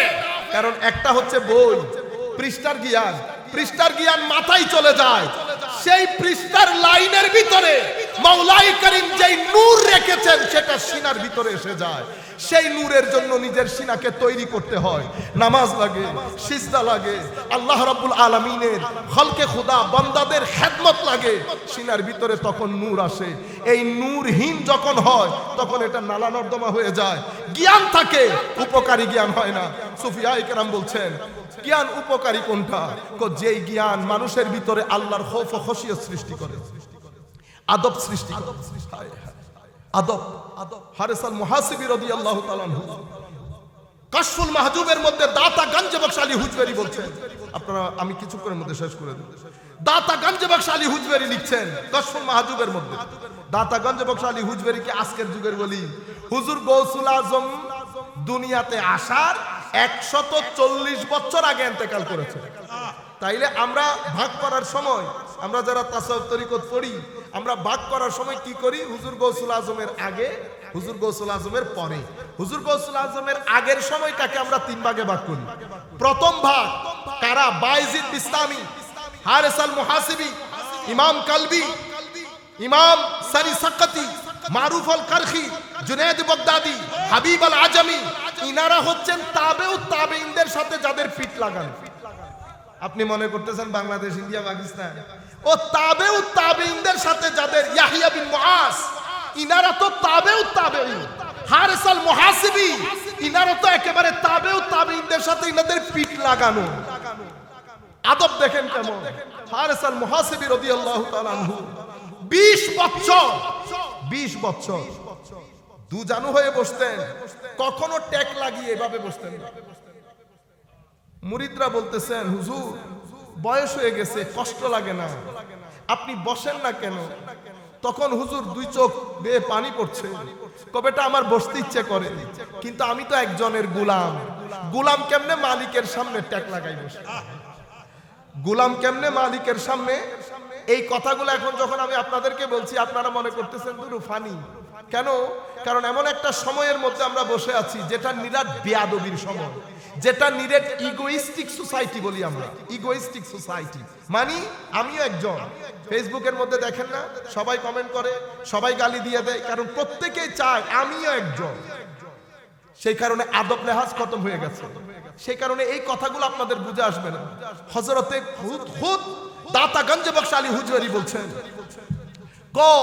হযরতে বায়জিদ বিস্তামিকে জিজ্ঞেস করা হয়েছিল, হুজুর যেই মাকামের মধ্যে আপনি পৌঁছেছেন এটা আপনি কিভাবে পেলেন? উনি কি জবাব দিয়েছেন? উনি বলেছেন হুসনুস সুহবতি মা আল্লাহি আযজা ওয়া জাল। তো আল্লাহর সাথে আমার চলাচরিত্রের মধ্যে হুসন সৃষ্টি করে, আদব সৃষ্টি করে। কি রকম আদব? এই আদব। কোনোদিন বসতো না, কোনোদিন 2 জানু হয়ে আমরা ক্রস লেগ বসি না, সুফিয়ায়ে কেরাম ক্রস লেগ পর্যন্ত বসতেন। এই আন্দাজে আদব ছিল, যেটা বর্তমানে আস্তে আস্তে আস্তে নাই হয়ে যাচ্ছে। এলমে নাফে মানুষের সিনার ভিতরে খৌফ দান করে, খশিয়ত দান করে, চোখকে ভিজিয়ে তুলে, আখিরাতের প্রতি মানুষের আসক্তি বাড়িয়ে দেয়, মহব্বত বাড়িয়ে দেয়, নামাজের প্রতি, কোরআনের তিলাওয়াতের প্রতি, জিকিরের প্রতি মানুষের ভিতরে একটা চাহত আসে। মানুষ চায় নামাজ পড়তে।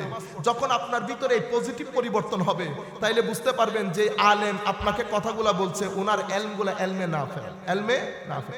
সেই আলেমের মধ্যে হুঙ্কার থাকবে না, আমি থাকবে না, তু থাকবে না, অতিরিক্ত ফতোয়াবাজি থাকবে না, ডিভিশন থাকবে না, মানুষকে মহব্বত দিবে।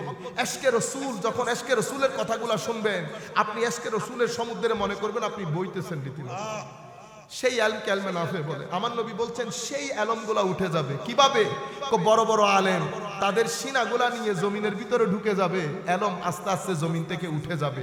শেষ পর্যন্ত শেষ পর্যন্ত কোনো আলেম থাকবে না। ইত্তাখাযান নাস রুউসান জুহালা, মানুষ জাহেলদেরকে আলেম মনে করবে, যেভাবে আপনারা আমাদেরকে মনে করেন। এরপরে কি করবে? মানুষ প্রশ্ন করবে, ফতোয়া, ফাআফতাউ বিগাইরি ইলম, না জেনে না বুঝে ফতোয়া দিবে।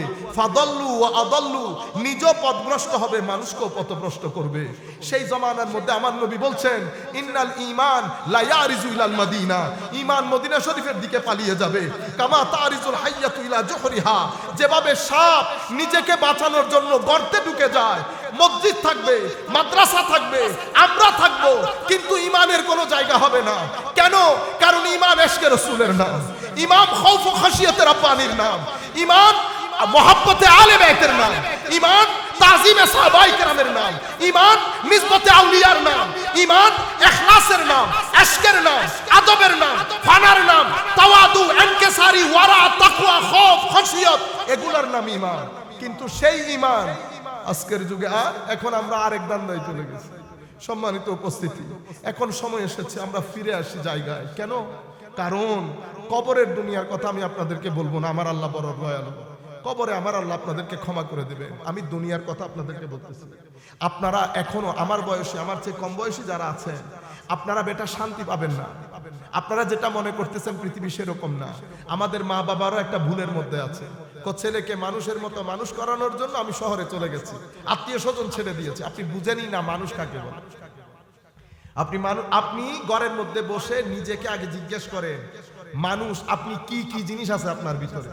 আপনাকে আল্লাহ পঞ্চ ইন্দ্রিয় দিয়েছেন, আপনাকে আল্লাহ ব্রেইন দিয়েছেন, আপনাকে আল্লাহ মন দিয়েছেন, আপনাকে আল্লাহ শরীর দিয়েছেন। যেই লেখাপড়া আপনি করবেন, যেটাই আপনি পড়বেন, আপনার এই চার জায়গার উন্নতি করতে হবে। যদি আপনার লেখাপড়া শুধু আপনাকে ম্যানেজার বানায়, কি বানায়? ম্যানেজার, মানি মেশিন। ভূত আছে না, ভূত, ভূত কি কাজ করে? কার্ড দিবেন, টাকা বের করবে। ভূত কি বলবে, আর বাইরে তোর অনেক টাকা দরকার, ধর তুই আরেকটু বেশি লো, বলবে? বলবে না কোনো। সেই কারণে সে ভূত, সে কখনো আপনার প্রয়োজনে আসবে না। আপনারা বুঝতে পেরেছেন? আমি কিন্তু ভূত না, আমি মানি মেশিন না। ঢাকা বিশ্ববিদ্যালয়ে আমরা মানি মেশিন তৈরি করার জন্য বানাই না, আমি মানুষ বানানোর জন্য বানাইছি। If you cannot perform your responsibility, this is up to you. But university, আমরা বলি না ইউনিভার্সিটি, বেটা আপনারা দেখেন ইউনিভার্সিটি বলে কাকে? ইউনিভার্সিটি বলে যেই প্রতিষ্ঠানে গিয়ে আপনি এবং আপনার সোসাইটি একটা সিভিল সোসাইটিতে পরিণত হবে।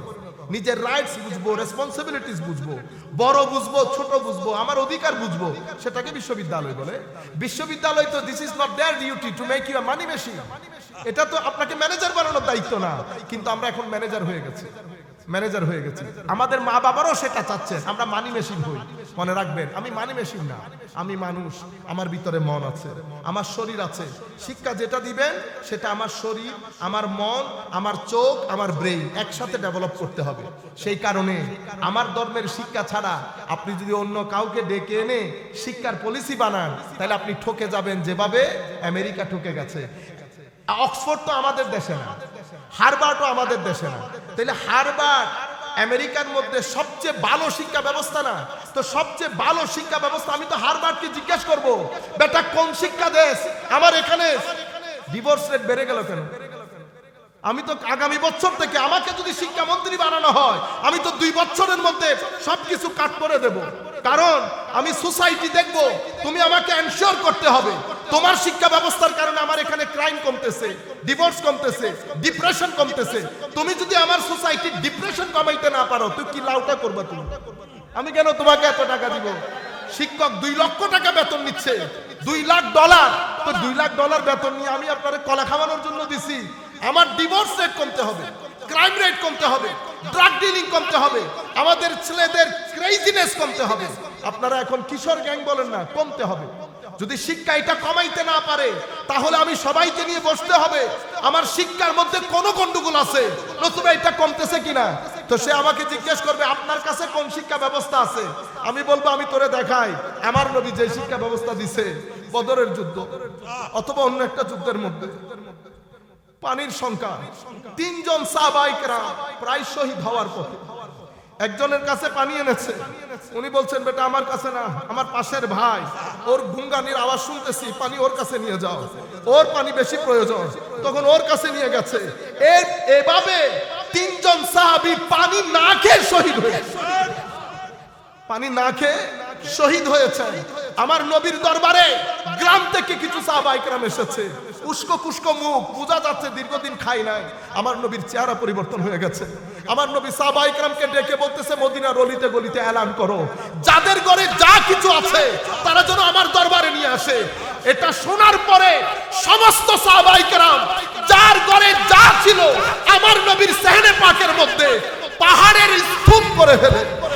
খাদ্যের পাহাড় দেখে মদিনাওয়ালা নবীর চেহারার মধ্যে 14 তারিখের চাঁদের রোশনি দেখা দিয়েছে।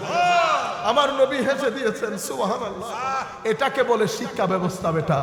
যেই শিক্ষা ব্যবস্থা আপনি শিক্ষিত, আপনি উন্নত করেছেন, আমাদের মা বাবাদের সংজ্ঞাই পরিবর্তন হয়ে গেছে। কি ছেলে অনেক টাকা পয়সা করেছে, ছেলে টাকা পয়সা করলে উন্নত বলে না, সেই ছেলে উন্নতি করেছে যেই ছেলের মাধ্যমে আপনার এলাকার উপকার সাধিত হয়, যেই ছেলের মাধ্যমে গরিব আত্মীয় স্বজন পাড়া প্রতিবেশীর উপকার সাধিত হয়, সেই ছেলেকে বলে উন্নতি করেছে। রয়ে গেল টাকা পয়সা, টাকা পয়সা হলে সেটাকে উন্নতি বলে না, মানি মেশিন বলে। আমার শিক্ষা ব্যবস্থা আমাকে মানি মেশিন করছে নাই। এখন আমার নবীর সেই কথাগুলো বলার, কাশ যদি সুযোগ পাইতাম আমার নবীর শিক্ষা ব্যবস্থা তুলে ধরতাম। পৃথিবী ইচ্ছে করলে গ্রহণ করবে, ইচ্ছে করলে বর্জন করবে।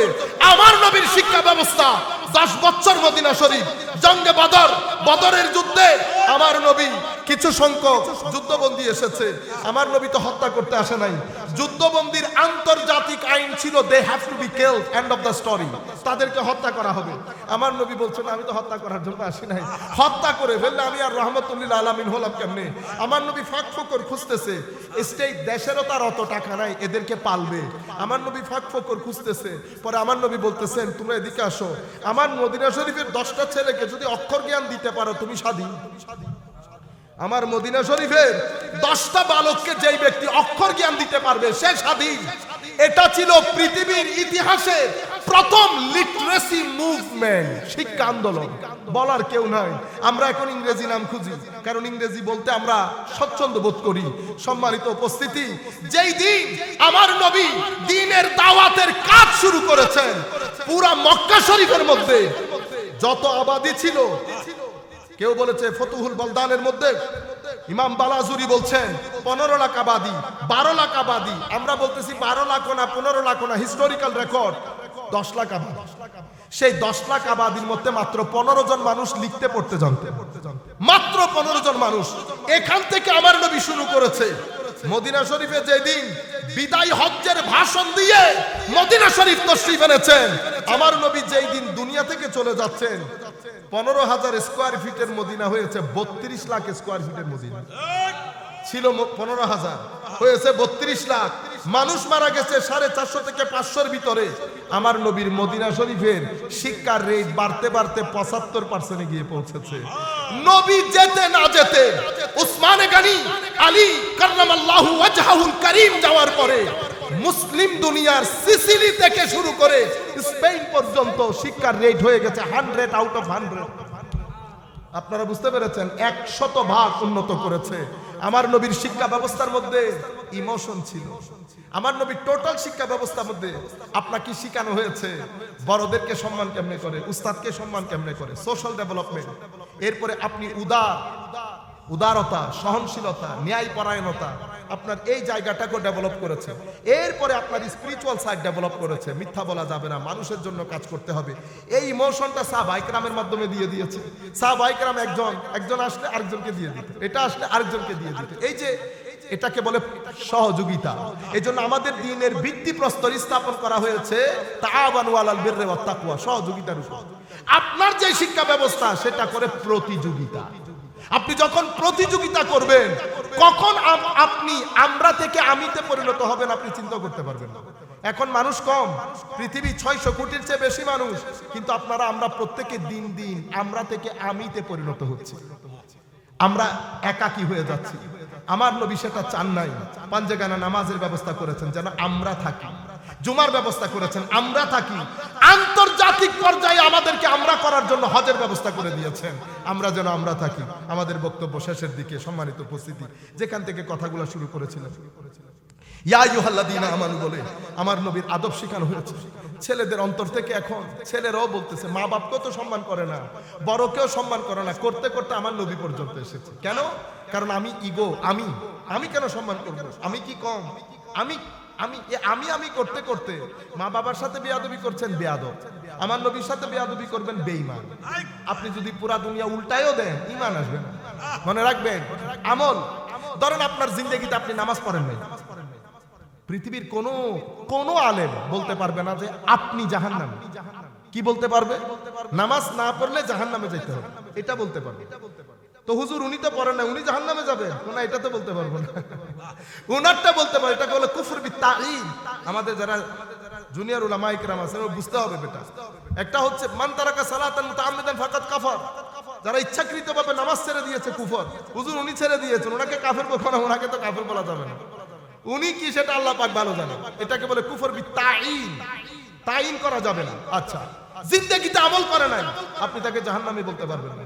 কত রতি মহারতিকে আল্লাহ তুলে জান্নাতে তুলে দিয়েছে, কিসের কারণে? এক ব্যক্তি, আমার নবী মেরাজের মধ্যে ঘুরতেছে, ও একজন দেখতেছে খালি ঘুরে, ওরে বাপ রে বাপ। আমার নবী জিজ্ঞেস করছে, জিবরিল তো একেবারে চৌধুরীর পোলা, কি ঘটনা? হুজুর দুনিয়াতে এর একটা গাছ ছিল মানুষের চলাচলের রাস্তা, সে মানুষের কষ্ট লাঘব করার জন্য গাছটা কেটে ফেলেছে। লাকাদ রাআইতু রাজুলান ইয়াতাকাল্লাবু ফিল জান্নাতি ফি শাজারাতিন কাতাআহা মিন যাহরিত তারিক আও কামা ক্বালা নবী সাল্লাল্লাহু আলাইহি ওয়াসাল্লাম। শুধু এই কাঁটা যুক্ত গাছ কেটে ফেলার কারণে আল্লাহ তাকে জান্নাতে দিয়ে দিয়েছে। এটা তো আমরা সবাই জানি। বনি ইসরাইলের এক মহিলা সারা রাত ইবাদত করত, সারা দিন রোজা রাখতো, শুধু একটা বিড়ালকে না খাদ্য না দেওয়ার কারণে, বিড়ালটা মরে যাওয়ার কারণে কোথায় গেছে ইবাদত? আমার আল্লাহ তুলে জাহান্নামে নিক্ষেপ করেছে।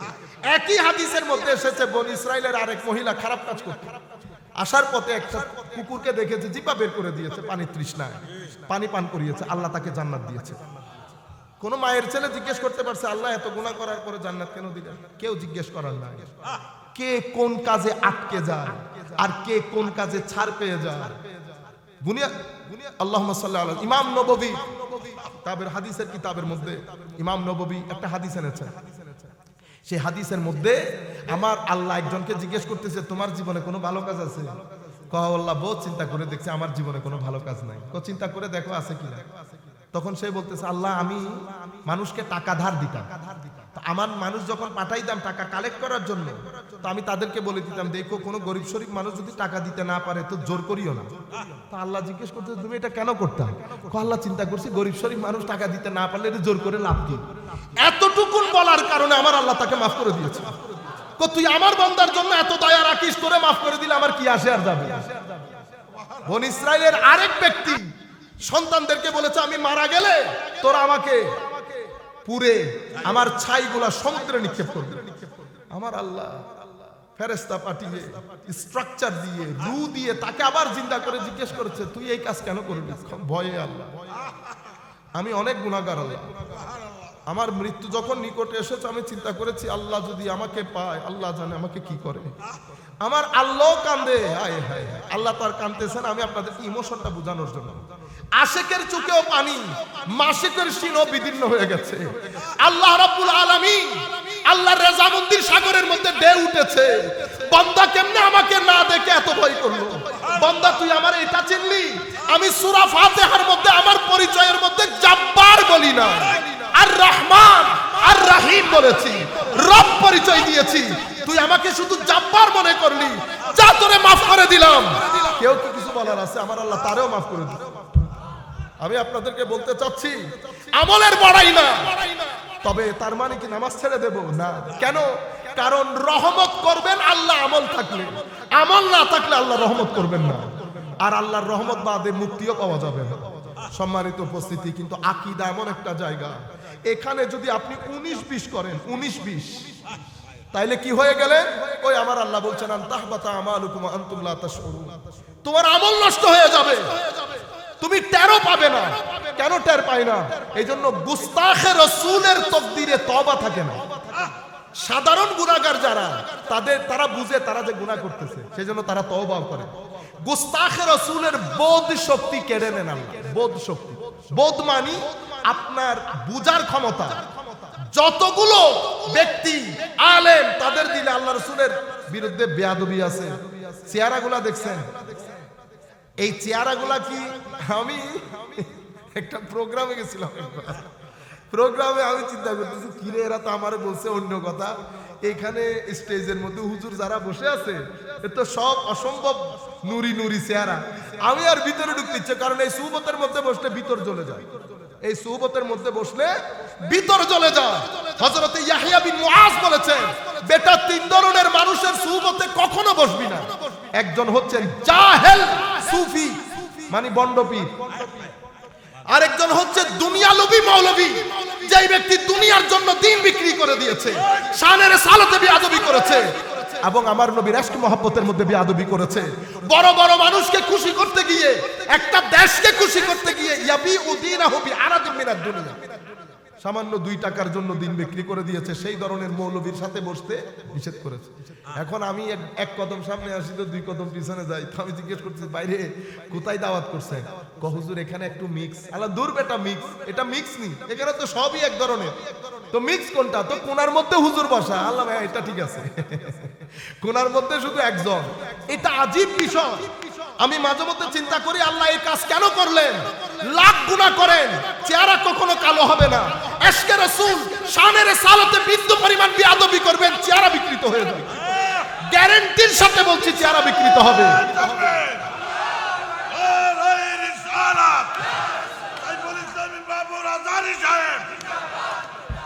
এখনো একজন বসে আছে। আমাদের মুরব্বীরা চলে গেছেন। হাশিমি শাহ হুজুর বসতেন, জালালউদ্দিন আল কাদেরী বসতেন, নঈমী শাহ হুজুর বসতেন।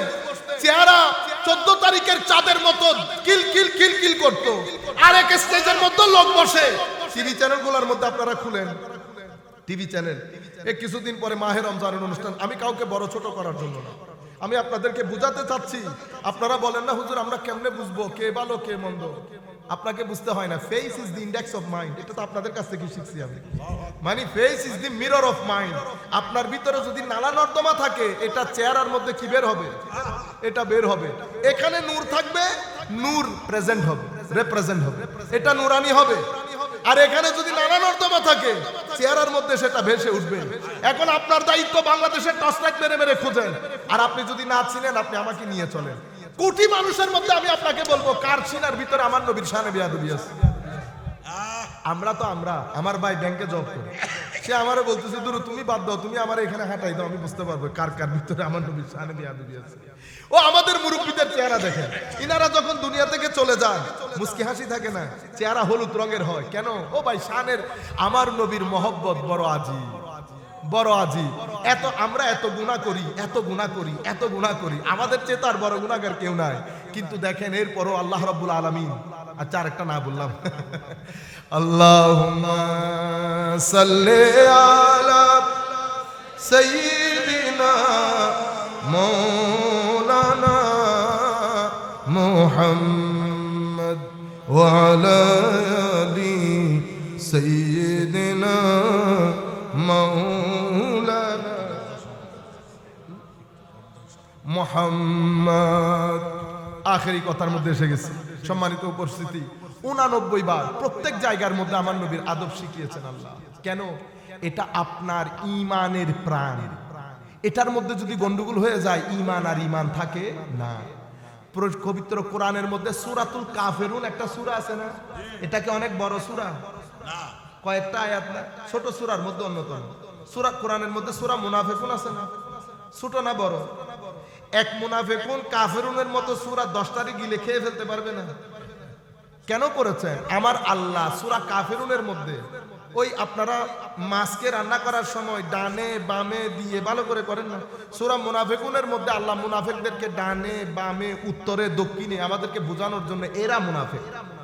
শেষ পর্যন্ত আপনি যদি সামারাইজ করেন মুনাফিক কারা, যার ভিতরে নবীর ব্যাপারে বেয়াদবি আছে সে মুনাফিক। তাহলে ইয়া আইয়ুহাল্লাযীনা আমানু ইস্তাজিবু লিল্লাহ, আপনি নামাজে আমার নবী ডেকেছেন, আপনি নামাজে সাড়া দেবেন। আমার আল্লাহ কি বলেছে জানেন? আমার আল্লাহ বলেছে যদি নামাজে তুমি সাড়া দাও নবীর ডাকে, লিমা ইউহয়িকুম, এটা তোমাদের ঈমানের মধ্যে জিন্দেগি দান করবে। তোমাদের মুর্দা ঈমান জিন্দা হবে যদি নামাজের মধ্যে আমার নবীর ডাকে সাড়া দাও।